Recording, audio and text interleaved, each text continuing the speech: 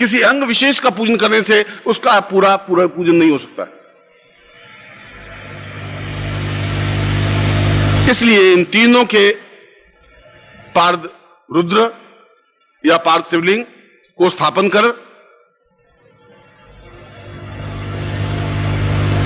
और सामने जो मैं आपको मंत्र दूं उस मंत्र की साधना आप संपन्न करें, क्योंकि वह मंत्र अपने आप में गणेश उपनिषद से प्राप्त है, अपने आप में अद्वितीय है। उन सन्यासी से, जिस सन्यासी की मैं बात कही कि आंख में गणपति का छोटी सी मूर्ति रखते थे, उन्होंने जो मुझे मंत्र बताया था, मैं आज अपने प्रसंग में उसी गणपति के मंत्र की चर्चा कर रहा हूं। मुझे आज प्रवचन तो किसी और विषय पर देना था, पर गणपति और गणेश चतुर्थी मिली और मेरे जीवन का यह भी एक आवश्यक तत्व है कि मैं अपने शिष्यों के जीवन के अभाव और परेशानियां और बाधाओं को दूर कर सकूं। जब उनकी बाधाएं दूर हो पाएंगी तो साधना कर सकेंगे, और साधना कर सकेंगे तो उनमें श्रद्धा भाव पैदा हो सकेगा। आप में शुरू में मैंने प्रवचन में पहले ही कहा कि श्रद्धा भाव जागृत में बहुत कठिन साधना है ही नहीं, कोई साधना कठिन नहीं होती। साधना इतनी आसान है कि आप सफलता पाएंगे ही यदि आप में और गुरु के बीच में पूर्ण विश्वास और श्रद्धा है। मंत्र के प्रति श्रद्धा होनी चाहिए। मंत्रे तीर्थे द्विजे देवे देवज्ञे भेषजे गुरु यादृशी भावना यस्य तादृशी फलितम मया। जिसकी जैसी भावना होती है उसको फल वैसा ही मिलता है। हम जब हरिद्वार जाते हैं तो बहुत पवित्र होकर गणेश उस गंगा में डुबकी लगाते हैं, और जो हरिद्वार में रहते महीने भर तक स्नान करते ही नहीं हरिद्वार में गंगा में जाकर, वो नल के नीचे स्नान करते। ये तो भावना है। आपकी भावना कितनी श्रद्धा है उस पर डिपेंड है, उस मंत्र के प्रति, उस देवता के प्रति, उस गुरु के प्रति। मगर जो मैं मंत्र आपको देने जा रहा हूं, जो मैं साधना देने जा रहा हूं, वह इतनी आसान साधना नहीं है, वो अपने आप में अद्वितीय साधना है। उस सन्यासी की दी हुई साधना है जो सन्यासी ने सिद्ध की थी, और उस सन्यासी के देने के बाद मैंने खुद उस साधना को संपन्न करके देखा है, अनुभव किया है कि वह साधना अपने आप में गणपति की साधना होते हुए भी रुद्र की साधना भी है, लक्ष्मी की साधना भी है, गणपति की साधना तो है ही, एक अद्वितीय साधना है। मैंने उनको कहा भी कि गणपति की साधना में ये पार्थ रुद्र या पार्थ शिवलिंग का क्या महत्व है। उनका गणपति का तात्पर्य है कि हम समूह के अधिपति बने, श्रेष्ठ बने। आयु हो ही नहीं, आप श्रेष्ठ क्या बनेंगे। आप चाहते हैं कि मैं संबंध बनूं, पर संबंध तो तब होंगे जब आपकी आयु होगी।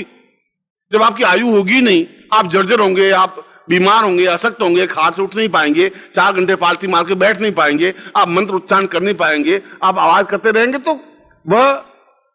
वह गणपति, वह धन, वह संपत्ति, वह ऐश्वर्य कैसे प्राप्त हो सकेगा, क्या लाभ हो पाएगा। सबसे पहला बेस तो जीवन है, लंबा जीवन हमारा, पत्नी का, पुत्र का, परिवार का, संबंध का,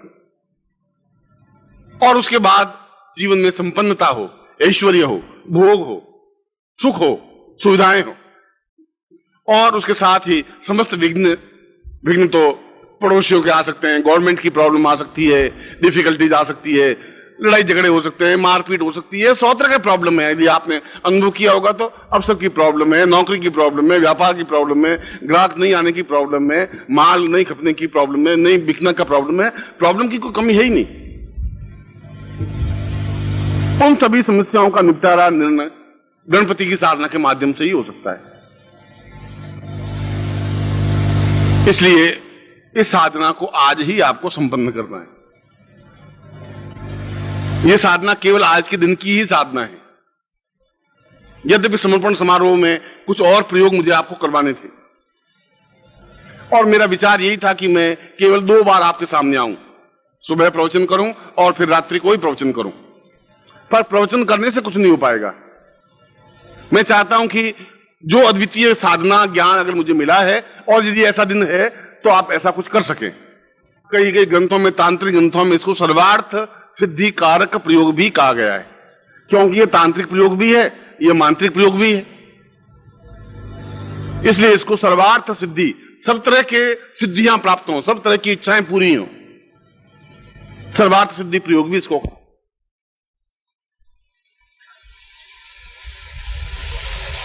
और यह प्रयोग गणेश चतुर्थी को ही संपन्न होता है।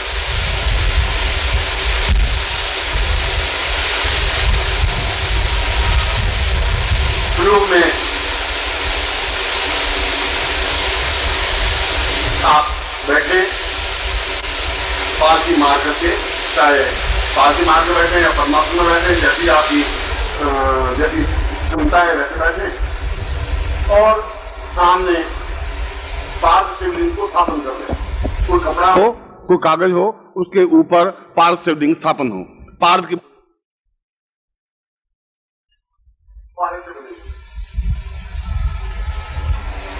और उसके सामने जो कागज है, कागज खाली होना चाहिए, कोरा होना चाहिए, या कपड़ा हो तो खाली कोरा कपड़ा होना चाहिए। उसके ऊपर कुमकुम से स्वस्तिक बना दें, उस कपड़े पर या कागज पर, उस शिवलिंग के सामने।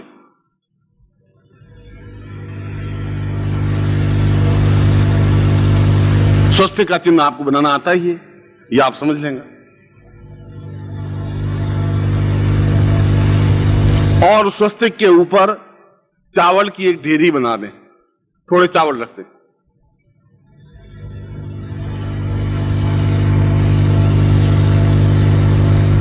चावल की ढेरी के चारों ओर लक्ष्मी का प्रतीक रक्षा कवच रख दें, उन चावल की ढेरी के चारों तरफ।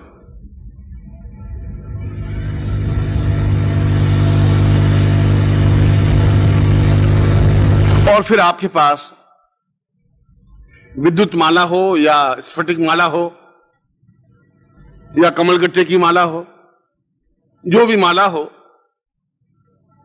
उस माला से फिर जो मंत्र बता रहा हूं इसका उच्चारण करें।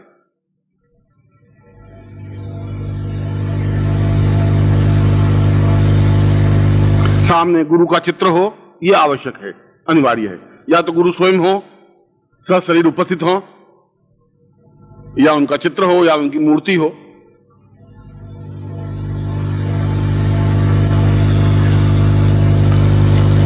मंत्र लिखता हूं, मंत्र बोल रहा हूं।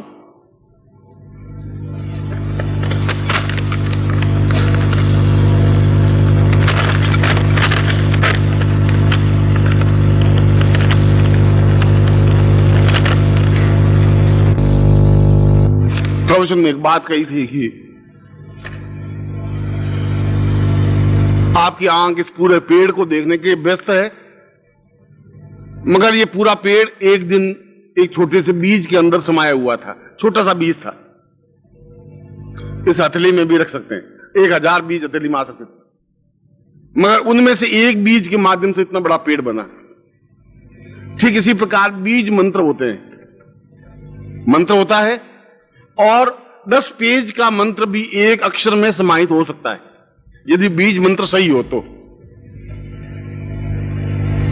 इसे बीज मंत्र का उच्चारण सही होना चाहिए और पूरे क्षमता के साथ उच्चारण साधना प्रयोग होना चाहिए। सबसे पहले आप हाथ जोड़ करके और गणपति का ध्यान करेंगे, जैसा भी आपको ध्यान आता हो। गणपति नमः ऐसा भी कर सकते हैं, गणपति को हाथ जोड़ सकते हैं। जो स्वस्तिक बना हुआ है वो गणपति है। कुमकुम आपके पास अगर नहीं है तो आप यहां से आयोजकों से प्राप्त कर लें, मंगवा दें, और आयोजक आपको मंगवा करके व्यवस्था करेंगे। उनके ऊपर चावलों की ढेरी है, वो अपने आप में, और उसके चारों तरफ जो कवच है वो रक्षा कवच लक्ष्मी का प्रतीक है, जिसमें लक्ष्मी आबद्ध रहे, लक्ष्मी बिखरे नहीं। आपके पास 5000 रुपए आए, 5000 चले गए, 60 में 10 लाख आए, 10 लाख चले गए पूरे। उसके बाद हिसाब किया कि घर में कितने हैं, कि घर में तो 5 पैसे भी नहीं है, वह लक्ष्मी काम की नहीं, जो आबद्ध हो।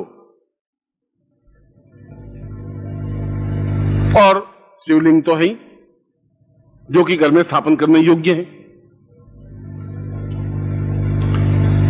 और गुरु जिनकी सानिध्य में हम साधना संपन्न कर रहे हैं, इसलिए सबसे पहले गणपति का ध्यान करके फिर गुरु का पूजन करें। गुरु ब्रह्मा गुरु विष्णु, इससे या गंग गुरुवे नमः, या जो आपको गुरु मंत्र दिया परम तत्वाय नारायणाय गुरुभ्यो नमः, उस मंत्र से, जिससे भी आप गुरु का पूजन करें, गुरु को जल चढ़ाएं, गुरु को अक्षत पुष्प धूप दीप नैवेद्य फल चढ़ा दें। हाथ जोड़ दें। उसके बाद में भगवान शिव का पूजन करें ओम नमः शिवाय मंत्र से। पूजन क्रम में कोई जरूर नहीं है आपके पास कुमकुम हो, अक्षत हो, धूप दीप नैवेद्य और फल, ये सब कुछ आपकी भावना होनी चाहिए कि मैं आपको पुष्प चढ़ा रहा हूं। आप तो मानो चढ़ा देंगे, जो हिमालय में साधना कर रहे हैं वो गुलाब के फूल कहां से लाएंगे, वो चावल कहां से लाएंगे। आपकी भावनाओं के माध्यम से आप अक्षत समर्पित करें, जल समर्पित करें, कुमकुम समर्पित करें, फल समर्पित करें, अगरबत्ती समर्पित करें, दीपक समर्पित करें, भावनात्मक ब्रह्मांड से प्राप्त करके। और उसके बाद लक्ष्मी का ध्यान कर दें, महालक्ष्मी च विद्महे या श्री नीम सिंह कमले कमलालय प्रसिद्ध प्रसिद्ध, जो भी आपको लक्ष्मी का मंत्र आता हो, या महालक्ष्मी नमः। और उसके बाद उस माला से मंत्र जाप करें। मंत्र में एक बार उच्चारण करूंगा, आप नोट कर लें। फिर उसके बाद बड़े बड़े अक्षरों में कागज पर लिखकर यहां टांग देंगे, आप उसको फिर लिख लेना। पहले मंत्र बोलूंगा, फिर दूसरी बार उच्चारण करवाऊंगा, इसलिए पहले तो आप लिखें। ओम लिख दें आप, फिर लिखें गम, ग के ऊपर बिंदी, फिर लिखें लक्ष्मी,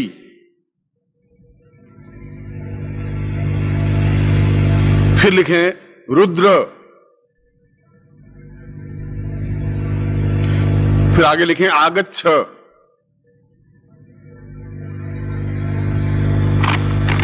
आगच्छ, और फिर लिखें लम, ल के ऊपर बिंदी, फिर लिखें रम, फिर लिखें गम। ये तीनों बीज हैं, लम, रम, गम। फिर लास्ट में लिखें फट। यदि आपने नहीं लिख पाए हैं तो घबराने की, चिंतन करने की जरूरत नहीं है, वो तो लिखा हुआ होगा, आपको एक क्षण दे करके मिलान कर देना। मगर कहा है कि गुरु के मुख से मंत्र मिलना चाहिए, शास्त्रों में तो ऐसा कहा है कि गुरु मुख से ही मंत्र मिले तभी सफलता मिल पाती है। मैं मंत्र आपको देता हूं, आप उच्चारण करें, सीधे बैठ जाए।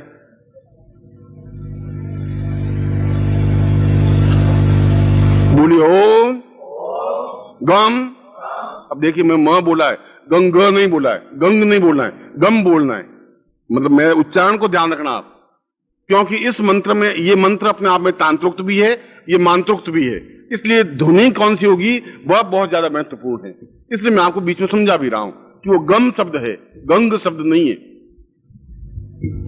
वापस बोल रहा हूं, ओम गम लक्ष्मी रुद्र आगच्छ लम रम गम फट। अब प्रश्न है कि कितनी माला मंत्र जाप करें। आपके पास मैंने बता दिया कि ये 3 तरह की मालाओं में से कोई माला हो। स्फटिक माला हो सकती है, विद्युत माला हो सकती है, या कमल गट्टे की माला हो सकती है। रुद्राक्ष की माला नहीं चलेगी, मूंगे की माला नहीं चलेगी, क्यों वह एक अलग तरह की प्रतीक भाव है। इसमें आप अपने ही आसन पर बैठ करके और 2.5 घंटे तक मंत्र जाप करना है। 2.5 घंटे में आपकी जितनी मालाएं हो जाएंगी वो अपने आप में पर्याप्त है। मगर मंत्र बिल्कुल शुद्ध उच्चारण करें। बहुत जोरी से, तेजी से, एकदम दौड़ते हुए मंत्र उच्चारण करने से भी कुछ नहीं होगा। आपका आधा आधा मंत्र बोलेंगे, आधा छूट जाएगा। और इतना धीरे धीरे भी नहीं करें कि आपकी गाड़ी स्टेशन से आगे चले ही नहीं, एक ही जगह खड़ी रहे, ऐसा भी नहीं हो। जो शुद्धता के साथ, और मंत्र उतना जोर से बोलें जितना केवल आपके कान को सुनाई दे। ऐसा मंत्रों के बारे में कहा गया है। मंत्र स्फुट हो। स्फुट का मतलब है कि इतना धीरे बोलें कि आप और आपके कान सुनाई दे। जोर से चीखने की जरूरत नहीं है। ओम गम ओम लम ओम रम। अरे क्या कर रहे हो, बस मंत्र कर रहे हो, साला दूसरा कर नहीं सके, पास मजाक कर रहे हैं, मंत्र जाप कर रहे। ऐसे में देखें, शिष्य तो हमारे अनेक हैं, कमाल के हैं, एक से एक बढ़ करके छाती में मुक्का मार मार के मंत्र बोलते रहे। ऐसे भी मिले शिष्य। ओम गम, मैं पीछे सरकार, मैंने कहा भाई वो गम तो हुआ, मैं अभी बीमार पड़ जाऊंगा, मर जाऊंगा, यहाँ इतने जोर से मुक्का पड़ रहा है कि गुरु जी सॉरी, आप थोड़ा 2 मिनट ठहरिए, आगे बोलता हूं। हो गया, चीखने चिल्लाने की जरूरत नहीं है।